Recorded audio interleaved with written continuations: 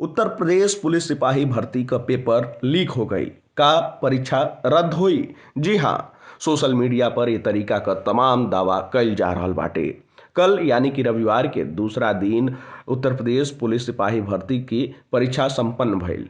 Police constable भर्ती परीक्षा शनिवार 17 फरवरी 2024 से शुरू होके और दूसरा दिन 18 फरवरी यानी कि रविवार के संपन्न भइल। आपके बता दी कि ये भर्ती खातिर 48 लाख से ज्यादा कैंडिडेट पंजीकरण कैले रहे लोग। वहीं दूसरा दिन एग्जाम के बीच ही ऐसन खबर सामने आयल कि यूपी पुलिस कांस्टेबल भर्ती परीक्षा पेपर लीक हो गई बाटे। सोशल मीडिया में शनिवार शाम से ही कई यूजर ये बात का दावा करे लगल लोग यूपी पुलिस कांस्टेबल भर्ती परीक्षा का पेपर लीक हो गई बाटे। एके लेके कई स्क्रीनशॉट भी शेयर भइल, लेकिन उत्तर प्रदेश पुलिस भर्ती एवं प्रोन्नत बोर्ड द्वारा एके लेके अहम जानकारी साझा करत हुए मामला का सच्चाई बतावल गई। यूपी पीआरपीबी द्वारा एक्स पर पोस्ट कई के कहल गई कि पेपर लीक के सारा दावा फर्जी बाटे और एके भ्रम सोशल मीडिया पर फैलावल जा रहल बा।